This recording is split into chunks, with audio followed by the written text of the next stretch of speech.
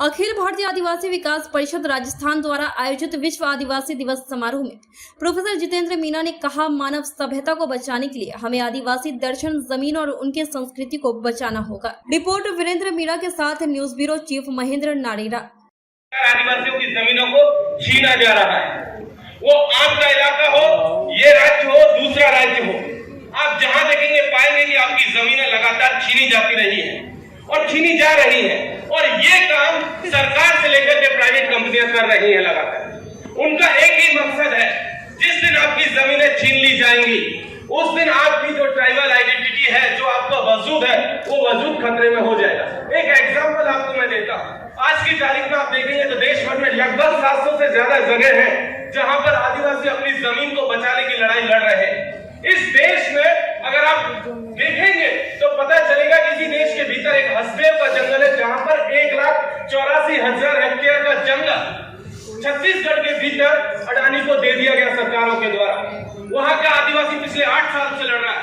नेतरहाट के भीतर 60 साल से आदिवासी लड़ रहा है, जहां लाखों हेक्टेयर का जंगल जो आदिवासियों की जमीनें है, जो संविधान की अनुसूची 5 के अंतर्गत आता है, लेकिन तमाम तरीके के कॉन्स्टिट्यूशनल प्रोविजन के बावजूद वो जमीन आपकी छीन ली गई। फर्जी ग्राम सभाएं बनाई गई। पेशा कानून 1996 का वायलेशन हुआ।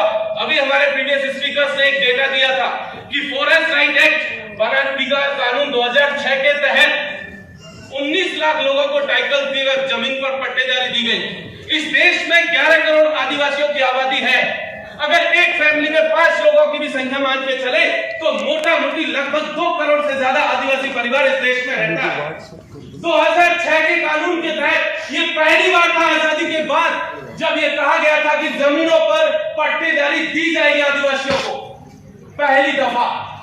और हुआ ये कि 2006 के एक्ट को तुरंत 2007 में वाइल्ड लाइफ कंजर्वेशन के नाम से कुछ एनजीओ आए और उन्होंने कहा कि इन जंगलों को, इन जमीनों को आदिवासियों से खतरा है, लिहाजा ये जो पूरा का पूरा एक्ट पार्लियामेंट से लेकर के आए हैं इसे वापस लिया जाए। और सिर्फ 42 लाख टाइटल्स के लिए जो आवेदन आए, उनमें से 19 लाख लोगों को मिला। मोटा मोटी आप समझिए कि टोटल आबादी का, इस देश की टोटल आदिवासी आबादी का सिर्फ 10% लोगों के पास जमीन के पट्टे हैं। आप अपनी गांव की जमीन उठा करके देखिए और पता कीजिए कि वो जमीन जिसका आपका घर बना है वो खातेदारी की जमीन थी या जंगलात की जमीन थी जिस पर आपने कब्जा करके घर बनाया हुआ है। 2019 में सुप्रीम कोर्ट का ऑर्डर, जिसका हवाला अभी पहले हमारे प्रीवियस स्पीकर ने दिया था, उन्होंने कहा था सुप्रीम कोर्ट का ऑर्डर है कि जिसके पास भी पट्टा नहीं है, मालिकाना हक नहीं है, उसको उस जमीन को खाली करना पड़ेगा। यह बात अलग है कि सुप्रीम कोर्ट ने अपने ऑर्डर को अभी होल्ड कर रखा हुआ है, लेकिन ये बहुत लंबे समय तक नहीं है। जिस जमीन पर आपका घर है वो जमीन आपके पट्टे में नहीं है, खातेदारी की नहीं है, तो वो जाएगी और ये इस देश के 90% आदिवासियों के ऊपर होने वाला है। इसलिए आदिवासी दिवस की अहमियत को समझना हमारे लिए बहुत जरूरी है। दूसरी बात, जहां से आदिवासी बचते हैं और पहचाने जाते हैं, हमारी संस्कृति, हमारी सभ्यता, हमारी पहचान, हमारा खान पान, हमारा जीवन जीने का तरीका, हमारा दुनिया को देखने का नजरिया। और वो नजरिया क्या है? बाकी के लोगों से बहुत डिफरेंट है।